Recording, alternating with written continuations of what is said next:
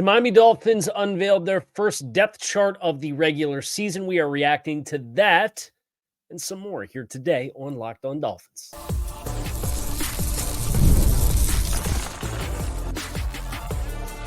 You are Locked On Dolphins, your daily Miami Dolphins podcast, part of the Locked On Podcast Network, your team every day.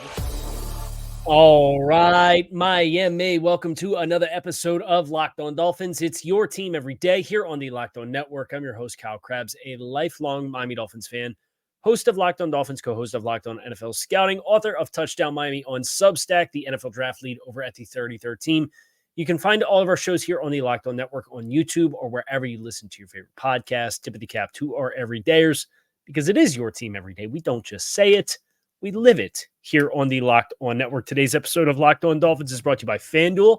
Now through September 22nd, all FanDuel customers can bet $5 to get a free 3-week trial of NFL Sunday Ticket from YouTube and YouTube TV. Visit FanDuel.com to get started. Dolphins dropped the depth chart yesterday. We'll get an injury report this afternoon. We'll probably have a show reacting to whatever we find on the injury report, which is probably going to be excessively long because any bumps and bruises, the team is going to divulge them as a part of their injury reporting policies across the league. Okay.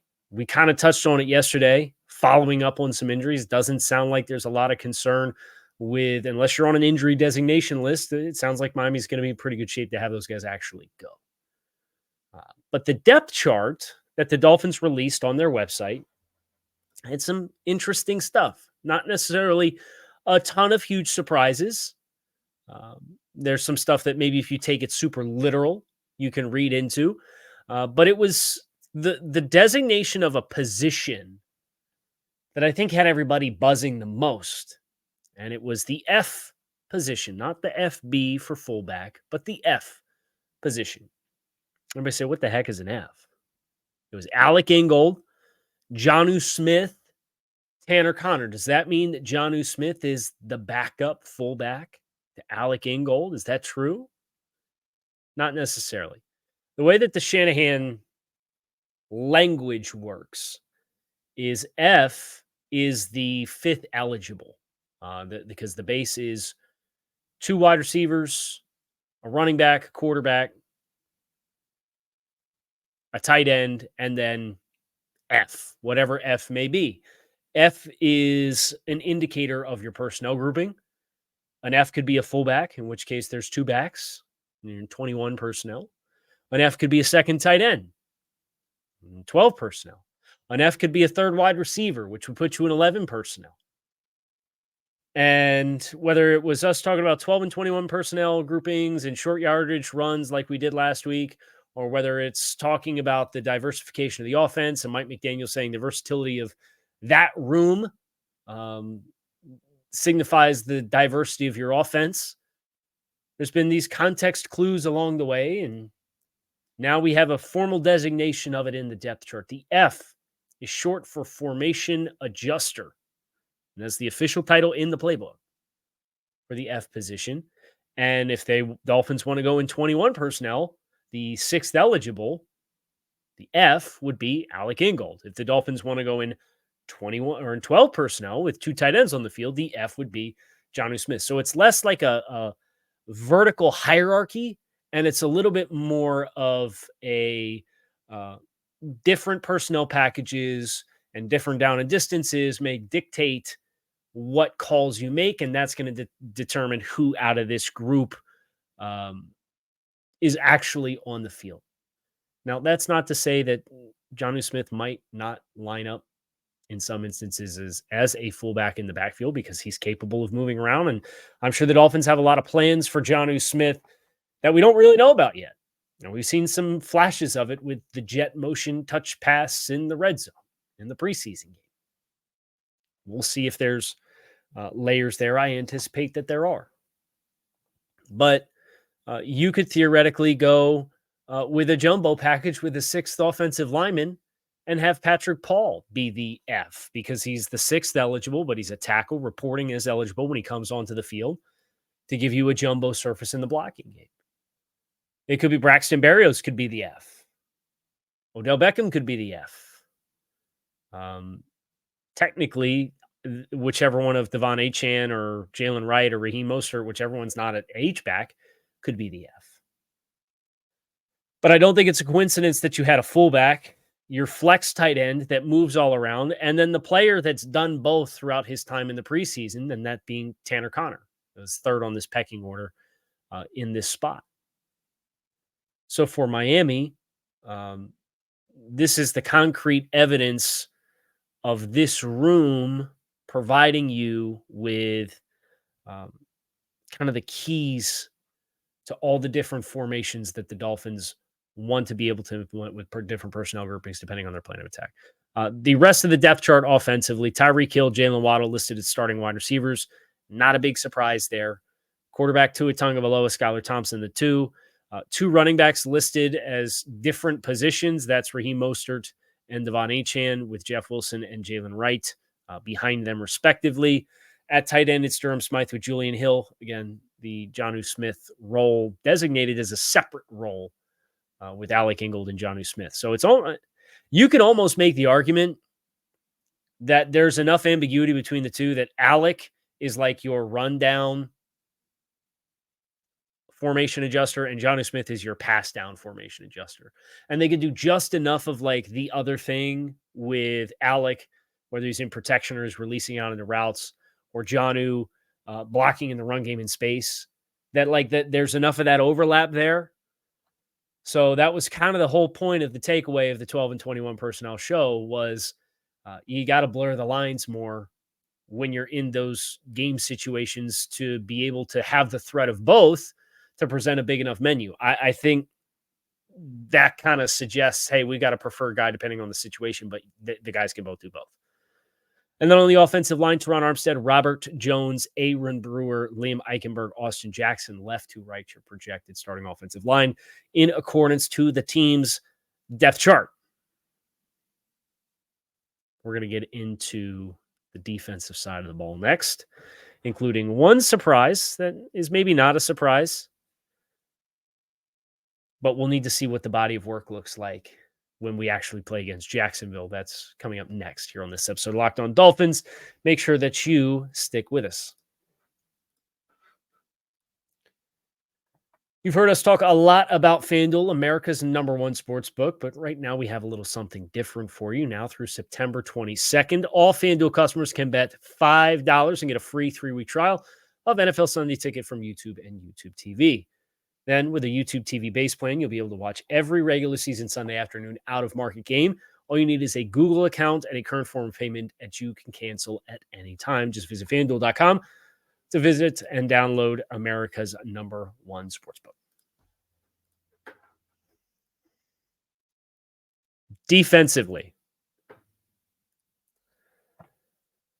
Sealer, Benito Jones, Calais Campbell, your kind of base interior odd man front when you go with your base 3-4 package. So you're assuming it's Sealer, Jones, Campbell on the interior gaps, with Jalen Phillips, Emmanuel Ogbah currently listed as the starters. I think Jalen Phillips' presence as the starter may be a little bit of a surprise. Maybe it's more of a formality. Again, it just depends on how literal you choose to take the depth charts. Because it's not a surprise that he's at the top of the list, but with his current situation and then talking about how they want to manage him, is there a need to manage him? What kind of workload are we looking at? What will Chop Robinson take? Chop Robinson's behind Emmanuel Ogbah as compared to being behind Jalen Phillips. Is that a surprise? It's hard to say. But then you go David Long, Jordan Brooks, your two-stack inside linebackers, with a base of Jalen Ramsey, Kendall Fuller, Javon Holland, Jordan Poyer on the back end. Kader Kohu designated as the starting nickel. That feels pretty cut and dry, right? I think the challenge that this team can present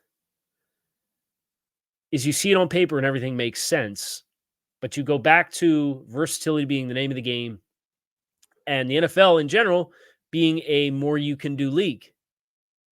And for Calais Campbell to have the ambiguity to play in the B gap, play on the center, play in the C gap. For Jalen Phillips to have the ambiguity to walk up inside gaps and line up and rush off the edge, or Jordan Brooks to pressure or drop from space or walk up and mug in interior gaps as well. Emmanuel Agba's ability to reduce down inside. Chop Robinson at Penn State, one of the things he did best was move around and get up into the gaps in the line of scrimmage.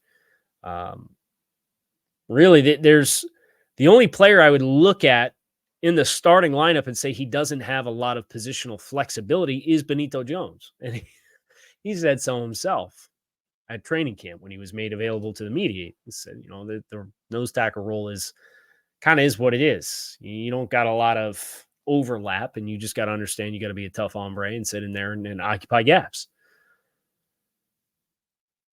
So while I think the offensive depth chart illustrated it with the F, I think the defensive depth chart gives no illustration of the overlap that exists.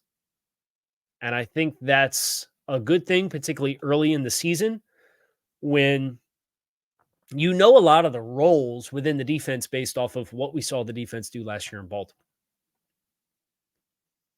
But who's doing what? Who's lining up in the nickel and they're going to invert the cover two and you're going to end up rotating out and being a deep responsibility. And then the corners who lined up from depth is going to buzz down and play the flat. Or maybe the outside linebacker is going to drop out and he's going to take the flat. And the corner's going to shift to the middle of the field and that nickel player is going to try to cut something quick. What's going to happen when you got 6 guys up on the line of scrimmage and one of the guys that's mugged up in the inside gaps is a linebacker, either Jordan Brooks or Jalen Phillips, and they got to turn around and they're going to bail out of there, but they're going to dictate what way the center turns because, hey, this is a defensive lineman here in the A gap. We got to block him. He's got a really explosive first step. And then, oh, lo and behold, he's not even coming. And then you bring the third pressure player away from where the center turns, and Jalen Phillips drops out, and he's taking a hot responsibility with a quick throw. Like those are all the games that this defense is going to be capable of playing. So you look at the depth chart, everything logically makes sense. But it's not as simple as that when you get out and front identification being, I think, the next frontier for us on this show to really get into. Because you hear the conversation about fronts being married to coverages and how it all fits together. And then we talk about a little bit front identification for the Dolphins wide zone running scheme. You could get 2 identical looks with different personnel in certain spots, and it's going to dictate what the front is, whether it's a king or queen tag or something else. There's a whole list of things that they do with a numerical system and code words based on what the personnel groupings are, what the safety rotation is, if a player's a linebacker or a defensive back on the second level, like all of that. I mean, they account for all of that with their front identification calls. And that in turn dictates what your combinations are in the run game, what your landmarks are in the run game, who you're going to leave unblocked in the run game, because you always have an unblocked defender by design. And then your pass protection works the same way.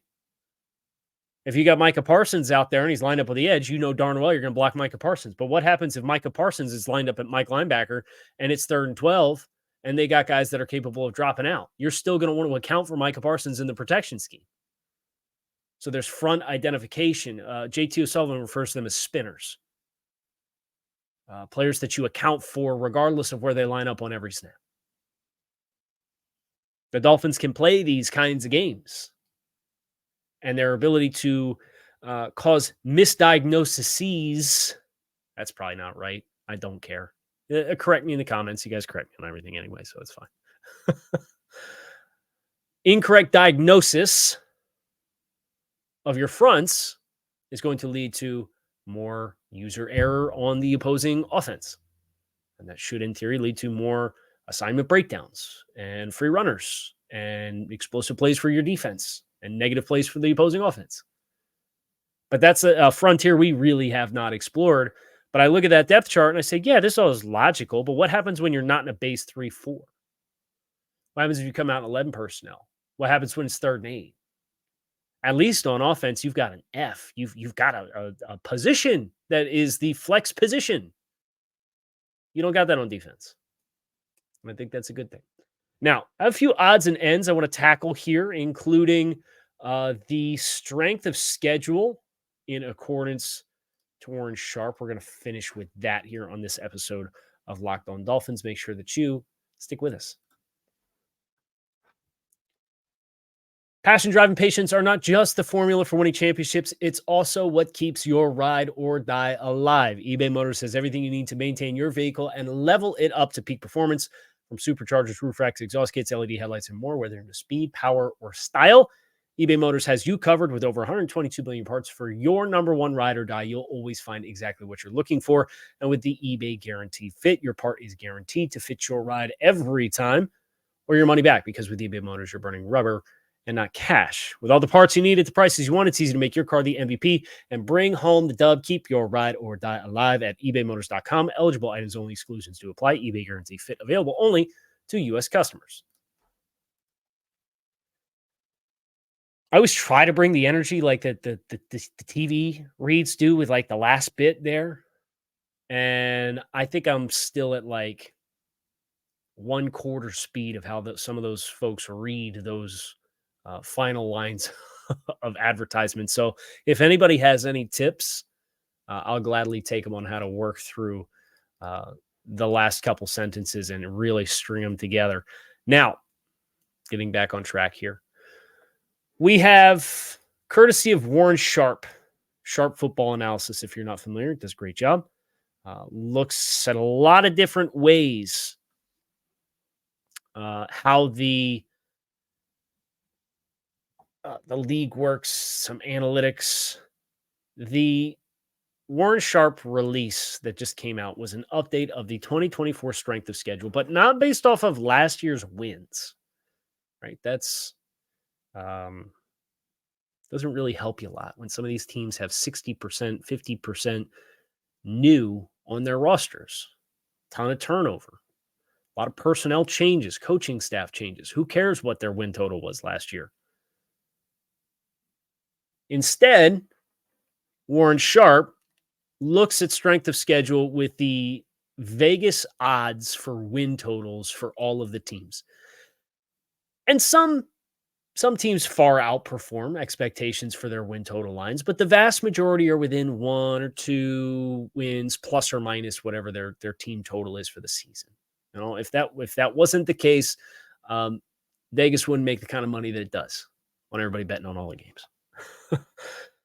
The Dolphins' implied strength of schedule based off opponent projections for over-under on the season is actually, believe it or not, the 9th easiest strength of schedule for the season. Is some of that boosted by 2 games against the Patriots who have an implied win total of 4.5 on the season? Yes, absolutely.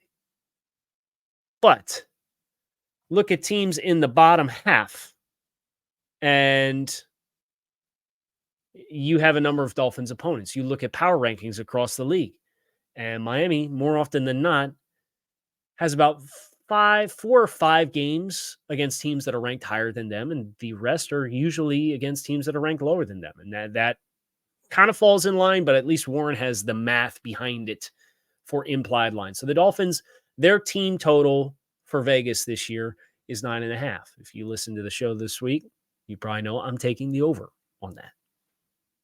But for Miami, the opponents that they face having what is the 9th easiest strength of schedule, I think is that much more of an affirmation for me that you look at some of these teams and everybody's hot for the Jets, right? And the Cleveland Browns last year won 12 games with 4 different starting quarterbacks and all these injuries to their offensive line.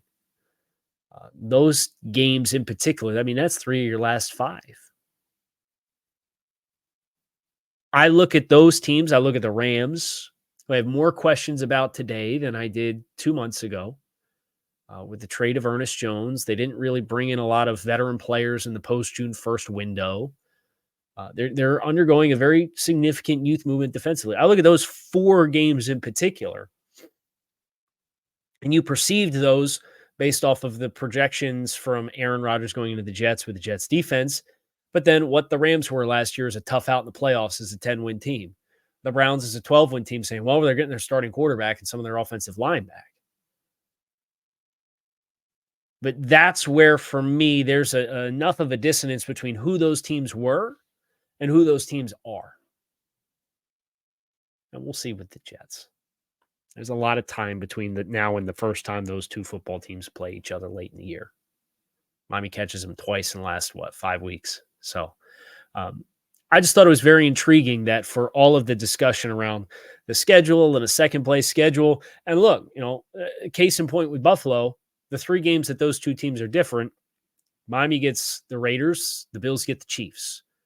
Miami gets the Browns, the Bills get the Ravens. And the Bills get the Lions, and the Dolphins get the Packers. I look at 2 of those 3, and I think they're market advantages for Miami as a part of the puzzle for Miami trying to chase down that team from Western New York. So just something to put in the back of your mind as we get ready for this season, and we know we're preparing for what is a very high expectation season for a lot of people for the Dolphins. Some of the numbers, at least the numbers for the number one source for team success, which is the books are undefeated in the grand scheme of time, seem to suggest that Miami sets favorably. We would like to think that that is the case, and the Dolphins will take advantage of it, in addition to taking some steps against the top teams that they will play. That's going to do it for us here on this episode of Locked On Dolphins. A couple things to look out for. We have crossover Thursday tomorrow with Tony Wiggins of Locked On Jaguars. This is about the time last year the Dolphins had some contract work done, whether it was Alec Ingold or Durham Smythe, Blake Ferguson, I believe, Zach Sealer.